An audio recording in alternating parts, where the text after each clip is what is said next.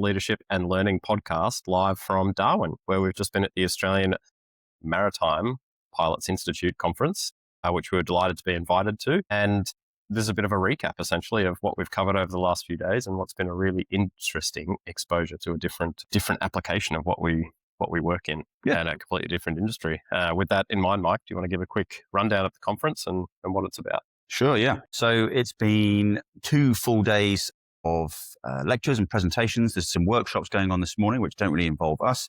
There was a social on Sunday when we arrived. So it's been lots of social and catch up from the people as well, because it's quite a disparate network. It covers all of Australia. It covers Papua New Guinea. So the AMPI also helps regulate the Papua New Guinea maritime pilot industry.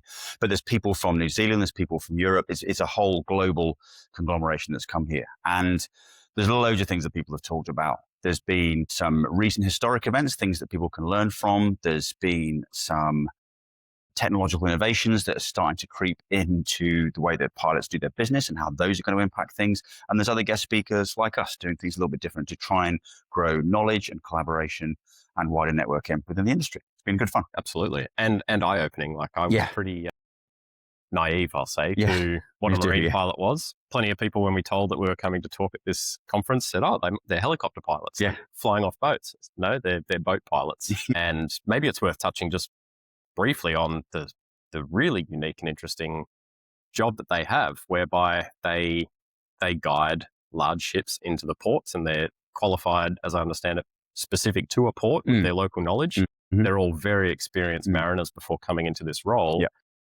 But it's really interesting because from a human factors, non-technical skills and kind of team dynamics perspective, I mean, firstly, half the time they get onto a ship by climbing up a ladder up the side, which has its own very real risks. But then they come into a team and they, for all intents and purposes, kind of take command and have to guide that ship in. And that could be obviously a team they've never worked with before, a team that may not speak their language, a whole bunch of established team dynamics already. And this person has to come in and integrate into that and effectively guide the ship. So a really unique and interesting application. Fascinating environment to apply some of the stuff that we talk about.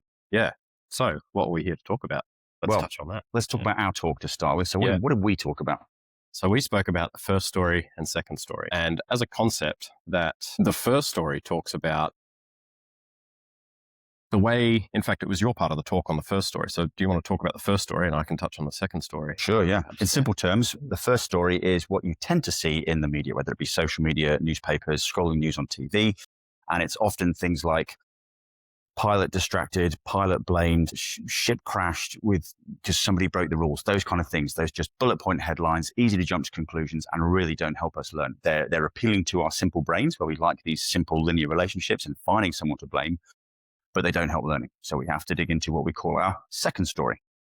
Yeah. And I'll just pull a thread there actually first. And one of the slides that Mike put up in his part of the talk, which we divided between us, was we actually just quickly Googled some headlines on maritime accidents recently, and a perfect, shall we say, example that drove our point home came up.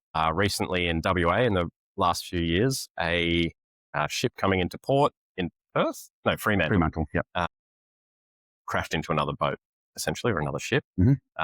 And we Googled that, found some headlines, and they said poor communication, pilot distracted, all these first story things. And so my part of the talk was focusing on the second story. And essentially, to break it down most simply, the first story is what happened. And we talk about how it feels clean and complete in a sense. And it's so tempting because it's relatively easy to get to. It's what happened.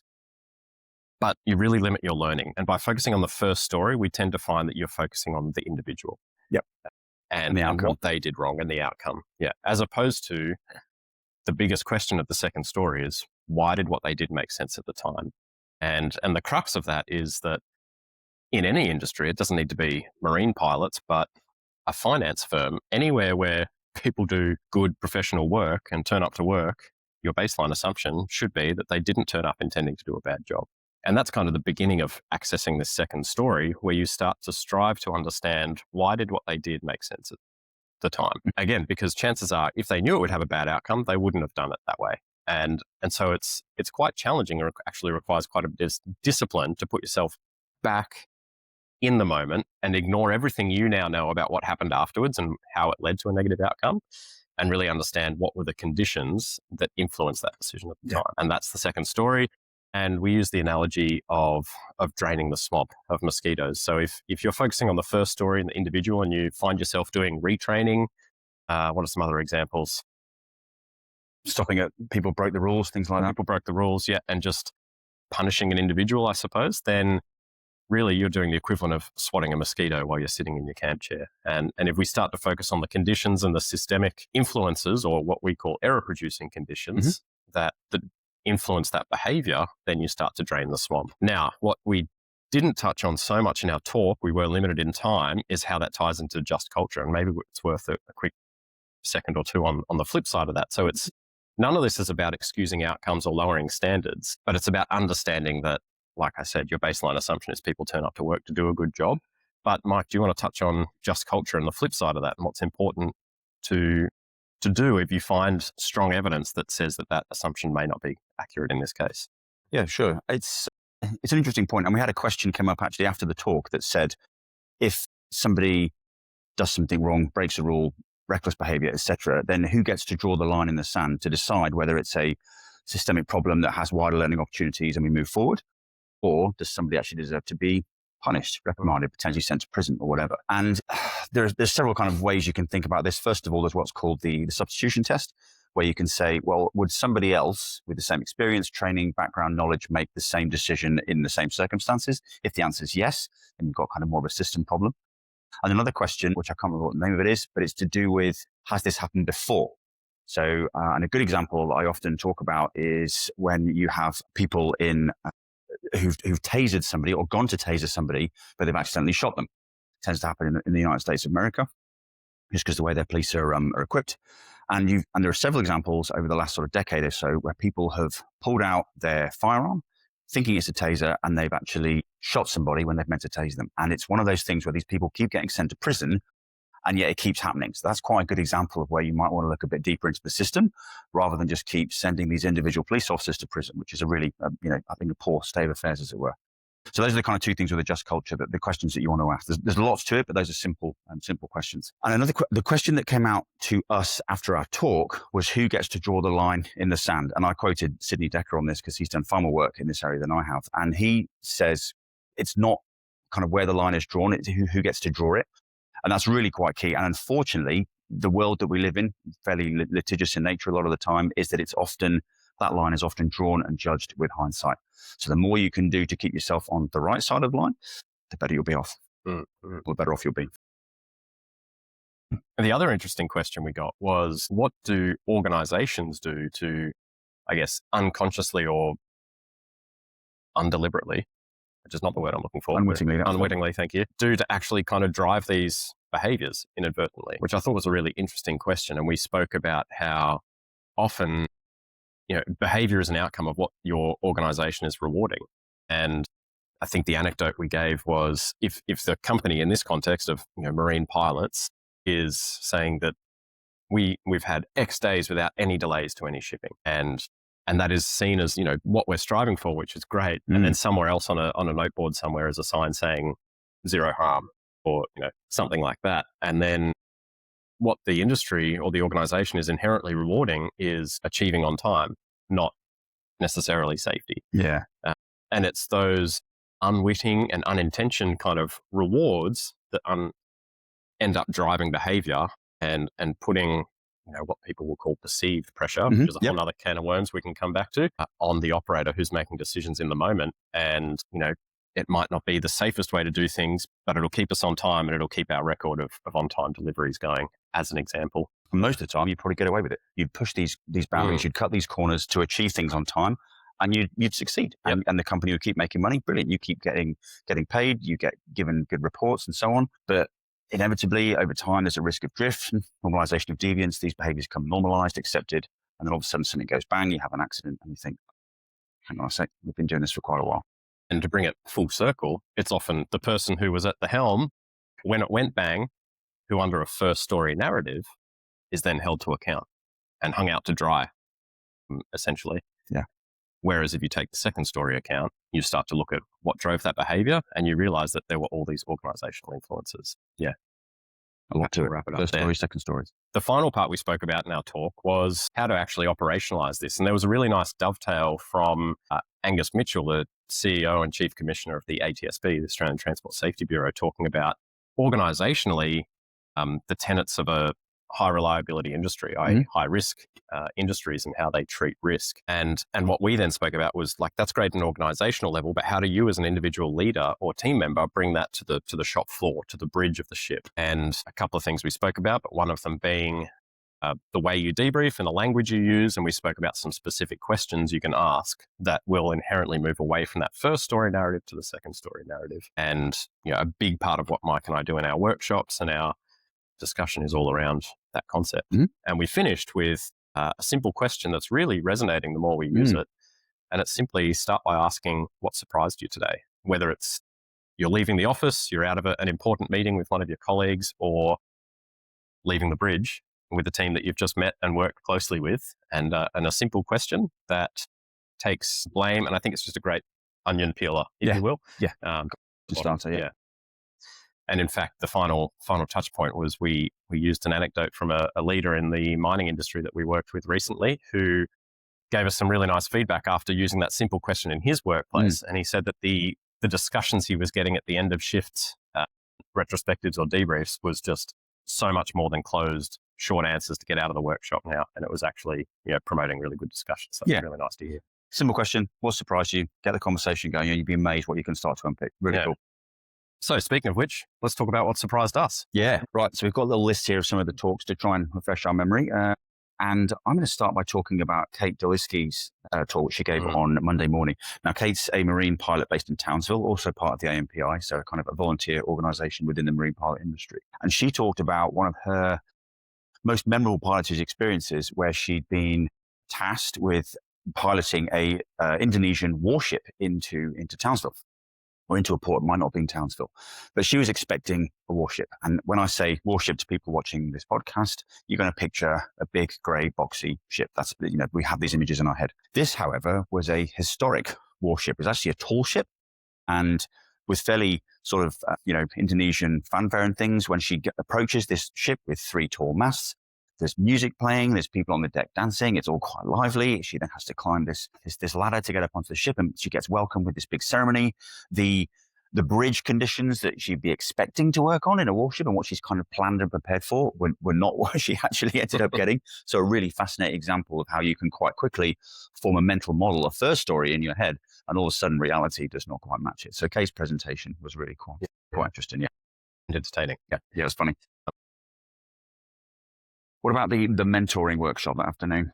Yeah, that was really interesting. And it took me a while to adapt as a cross-industry example of the language they were using about mentoring, which is, I think, equivalent to what you and I would call instructing, teaching. And that was a real eye-opener into how, I think because of the variability in this industry, and, like I said, these people are coming into different teams from all over the world multiple times a day.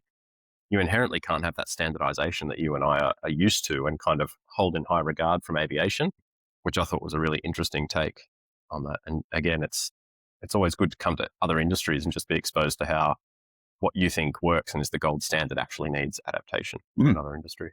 And even some of the following conversations from Lisa and Giuseppe, who gave that talk, they kind of talk about how the marine industry, the regulators will say, well, we need you to provide check pilots and mentors, and off you go, you know what you're doing. And they kind of go, oh, okay, well, I think I know what this looks like. And so they then mentor and check their marine pilots. But there's this distinct kind of silo mismatch between what the regulators want and what the providers provide, and what the providers think the regulators want, and what the regulators think the providers are providing. And it's really opening up all sorts of conversations about what mentoring needs to look like in the maritime pilot industry, which is pretty cool. Yeah, absolutely. Another one that's jumped out to me, jumping ahead, was Damien Lachlan from the Port Phillip Sea Pilots, introducing the concept of 2-pilot operations.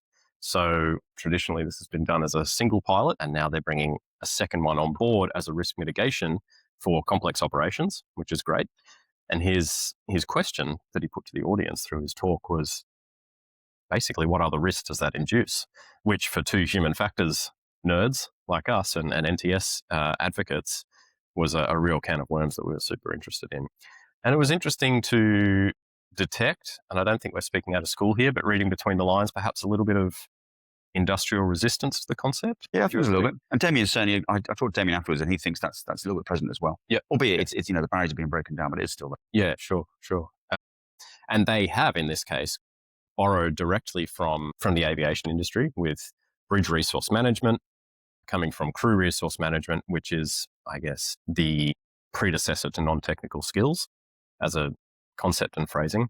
But yeah, really interesting. I think also a really important concept that comes out of that talk is when you introduce a risk mitigation, having a really close look at what risks you are therefore inducing by putting that in place. And I know we used to talk about an equivalent example that was putting shelters over aircraft out on the tarmac to protect from the elements, essentially. And then someone quite reasonably raised the question, well, what does that then do to our ejection seat arming procedures? And it induced consequences. Yeah. So interesting concept. What about you? What were your takeaways from that talk or others?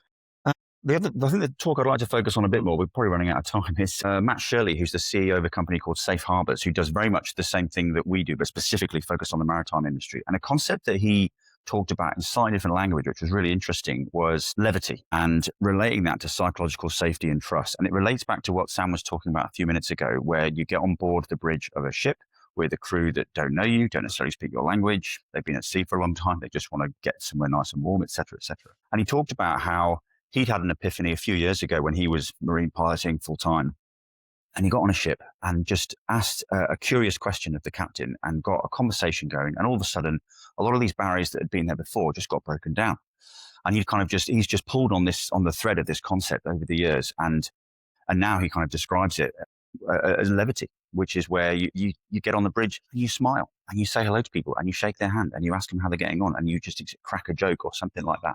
And it's just such a powerful way of breaking down those barriers to build that team quickly, which you're not going to need all the time. You know, if the weather's glorious and there's no wind and the tide's slack, it's easy. But often that's not the case. More often that's probably not the case. There'll be some elements, whether it be the ship itself or the weather, that are going to be combining against you. And as soon as things start to fail, systems on board the ship or a tug or whatever, you need to have your team working for you. And this concept of levity to try and grow a team as quickly as possible, I thought was really quite powerful. So it was great to hear him speak about that.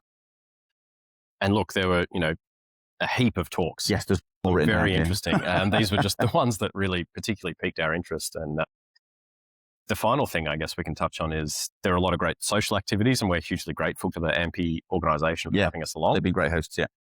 But that also brought out some interesting questions, one of which we got asked multiple times was, how did we come to be doing this from our backgrounds?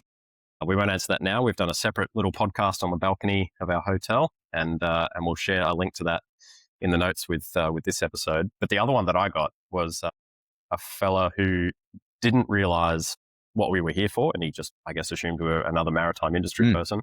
And he happened to notice my watch while I was at one of the social events. And I've got a one squadron, my former squadron watch, as you well know, Mike, given your collection of watches. It's a typical military aviation thing. And he was really quite interested in it. And so look, maybe I can share a short story and a photo of that in a follow-up clip as well. But you're amazed how these little things can get some conversations going. And I think we can probably pull a thread there at another time into how it builds a sense of team, and that high-performing team is about having an identity as part of the team. Yeah, identity is powerful. All these things that are synonymous with our backgrounds in fighter aviation are things that can be adopted elsewhere. Yeah, a discussion for another time. Thanks again to the AMP team for having us. We've had an amazing time up in Darwin. It's been great for us to be back here, not in green suits. No, exactly. In a real sliding doors moment for us in a town where we've both spent plenty of time flying. Yeah, until next time. Thanks again. Always nice to be in Darwin in the dry season. Thanks.